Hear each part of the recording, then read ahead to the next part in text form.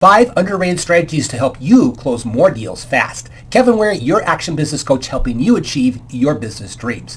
And one of the things that we realize is that the vast majority of people struggle with the concept of sales. Now, there are some natural born salespeople, but the vast majority of people don't really like the idea of selling, and yet they have to sell in order for them to become successful.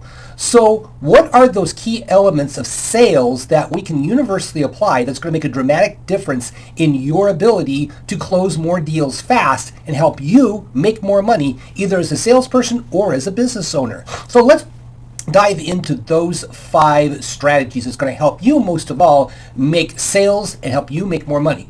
So the first thing that we need to take a look at is the most effective sales question. Now, we know that good questions are the hallmark of sales, but what's the best question that we can ask right up front that's going to guide us into a sale? And it's some version of, what is the biggest challenge holding you back? Now, we customize this for our industry. So if you are selling a dishwasher, you might ask, what's the biggest challenge holding you back with getting your dishes clean?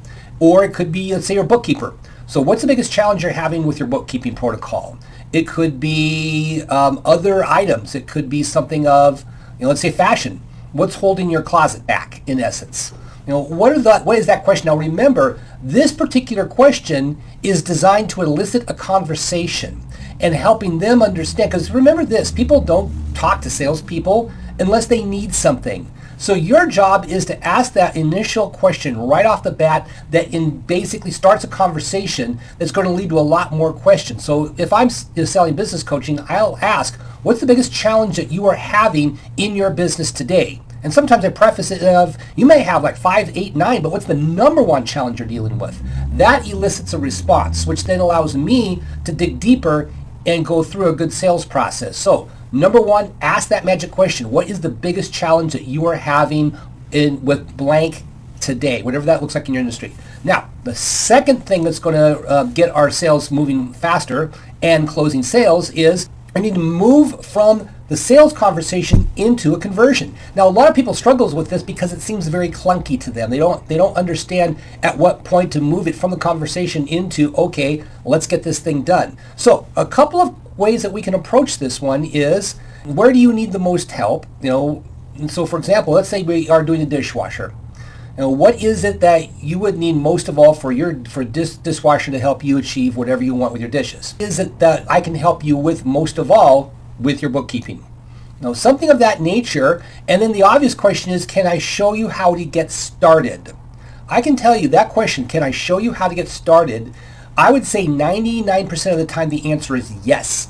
Here's the thing, you always want them to either to give you that yes, and we'll talk about getting into the no. But we want to ask that question, can I show you how to get started? Once they say yes, there is a good chance that you're going to be able to close the deal. So we got to look at the question of, if you and I get this dishwasher, what do you want this to do most of all? Or how can I help you most of all? Then the second question is, how do we get this started? Okay, so that's number 2. Now, number 3 is overcoming objections. Now, that's the biggest challenge. That one of the things that stops people is we get objections thrown at us. Here's the classic one I hear all the time. Well, Kevin, I need to think about it. And what happens? We go, okay, whatever.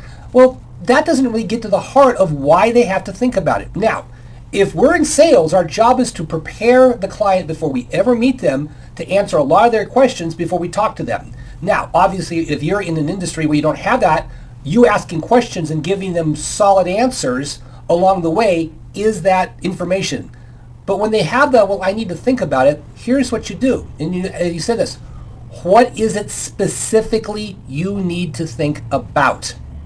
Because now we get them to continue the discussion. Well, Kevin, I need to think about it. Well, what is it you need to specifically think about? Well, I'm just not sure that this is going to work well for me. Why is that? Get them engaged further into the conversation. Now, a generalized outline of overcoming objections is what I call basically this concept of, and acknowledge their question, their objection, answer the question, then ask them a follow-up question. So let's say they say, well, they throw an objection. This is just too expensive, Kevin. And I would say this, you're right. You always want them to make them right. It's like, you are right. This is expensive. So you're right. I acknowledge. Yes, this is expensive. So number 2, and then ask a question. But let me ask you this. What will you do instead? That's going to, then they have to start thinking about that. So let's say, for example, that let's say you are a contractor and somebody says, you know what, this is not the design that I really need for my business. Okay, understood. This is not the design that you want. What is it that you would want instead so that we can move this forward? Something of that nature. Acknowledge that they're right, and then reinforce that by answering it, and then have another question that guides them down another pathway to, okay, maybe I'm overthinking this. There's a lot of things that we can do to overcome objections. So acknowledge, answer, ask is a great formula to overcome that objection, or on the great objection of, I need to think about it, what specifically do you need to think about to get them to draw that out?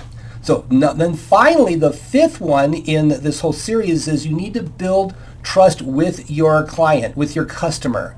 So how do we build up trust? Because not always, the decision isn't always going to be made on the spot. Even if they throw out I need to think about it, there are some people who will not make the decision at that point. So now the question is, what's the follow-up going to look like? What's the first thing we need to do in follow-up? We need to get their permission to follow up with them. So let's say somebody says, I'm going to need to process this out. I can't make this decision today. Fine. When would you like me to follow up with you? Let them answer. Would you prefer a text, a phone call, an email? And reach out to them and remember to keep the schedule.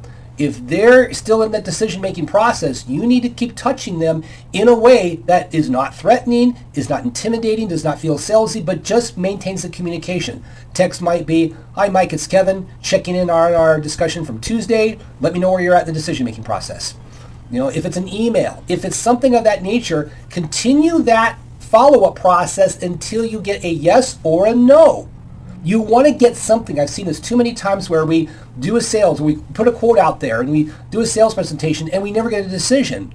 This is where we have to continually have that follow-up until they finally say, no, we're not going this direction, or yes, here's the date, or put me on the drip list, or something of that nature. I'm not ready. And then you basically continue to communicate with them over time. Even if they say no, would it be okay if we send you a monthly email that has a lot of ideas on this, and that? 99% of the time, people are going to say yes, because if they don't like it, they just hit the unsubscribe button. Not a big deal. So we want to start really focusing in on how can we do these 5 areas: the most effective business question, moving from conversation to conversion, a winning follow-up system, overcoming objections, and building trust. So let's go ahead and get this thing rolling. And I want to, hopefully I can help you with being a better salesperson. Comment below on what you struggle with in sales, and also look at joining our 12-week sales academy that we're going to be doing here in the next couple of weeks. Look forward to talking to you. Thanks.